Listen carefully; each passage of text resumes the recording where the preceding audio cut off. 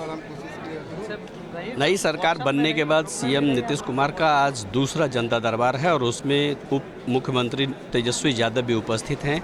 आइए इनसे पूछते हैं कि क्या कैसा लगा पहली बार जनता दरबार देख करके। नहीं, देखना क्या, हम लोग तो जिस परिवार से आते हैं, हमारे माता पिता दोनों मुख्यमंत्री रह चुके हैं। उस समय भी जनता दरबार लगा करता था और लोग तो हमारे घर पहले से ही, अभी भी सुबह शाम आप देखे होंगे कि लालू जी से, राबड़ी जी से मिलने लोग हम लोगों से मिलने आते रहते हैं। वो तो दरवाज़ा खुला रहता है।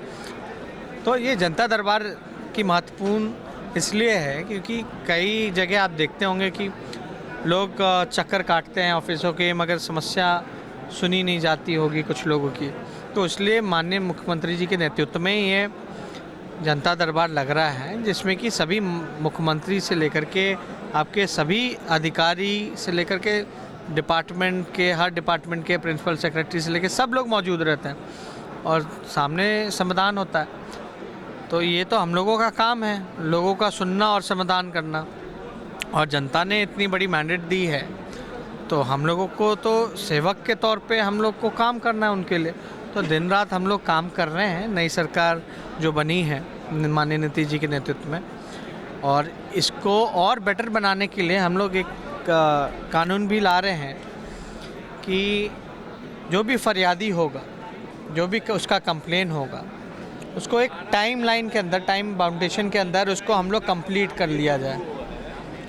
अगर कंप्लीट नहीं किया जाता है तो उस अधिकारियों पर कार्रवाई होगी और उसकी जुर्माना भी लिया जाएगा। तो ये सारी चीज़ें हैं जिस पे हमारी सरकार काफ़ी गंभीर है और कंसर्न है लोगों की समस्याओं का समाधान करने के लिए। सर, पहले जो जनता दरबार लगाया जाता था वो डीएम स्तर, एसडीओ स्तर और निचले स्तर तक लगाया जाता था, लेकिन कुछ दिनों से वो बंद है। क्या आप सोचेंगे कि वो भी जनता दरबार फिर से चालू हो जाए? इसमें अगर माननीय मुख्यमंत्री जी जब खुद बैठ करके और सारे मंत्री से लेकर के सारे जब अधिकारी ही मौजूद हैं यहाँ, अगर ज़रूरत पड़ेगी तो देखा जाएगा, मगर हमको तो लग रहा कि ये सफिशिएंट है। जब मुख्यमंत्री जी खुद ही जा कर के लोगों के पास समस्या सुन रहे हैं, हम लोग यहाँ बैठे हैं समस्या सुनने के लिए, तो मेरे ख्याल से लोगों को ज़रूरत नहीं पड़नी चाहिए। अगर पड़ेगी तो उस पर सोचा जाएगा।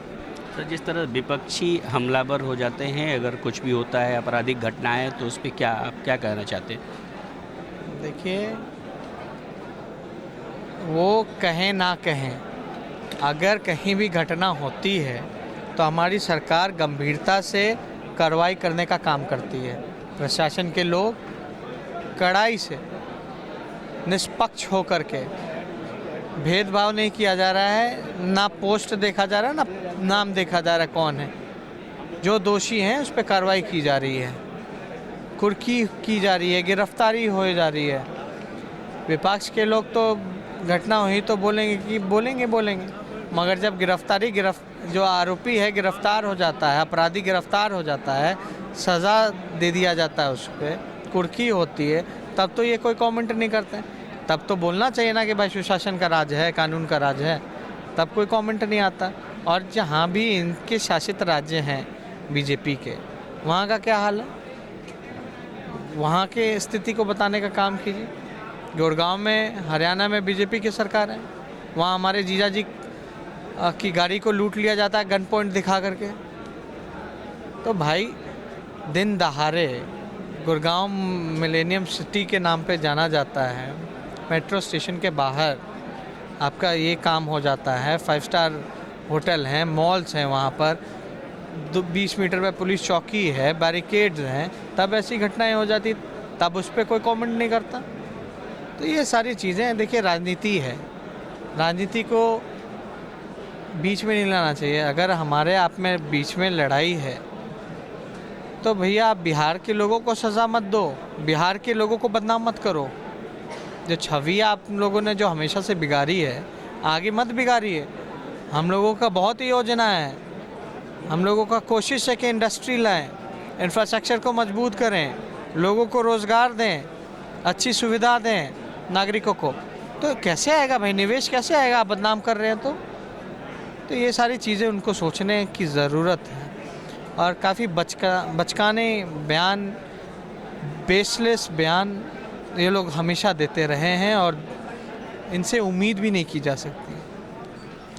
इनका साफ साफ कहना था जो विपक्ष जिस तरह से हमला कर रही है अपराध को लेकर के, बिहार में बढ़ते अपराध को लेकर के जिस तरह से हमला हो रहा है विपक्ष का, वो साफ साफ बचकाना बयान है। अगर इस तरह का बयान विपक्ष देती है तो जो भी उद्यमी को हम आमंत्रित कर रहे हैं बिहार में नए उद्योग लगाने की जो हमारी नीति है वो सब फेल्यूर हो जाएगी। कैमरामैन संजीव आर्या के साथ कुंदन कर्म, PTN न्यूज़, पटना।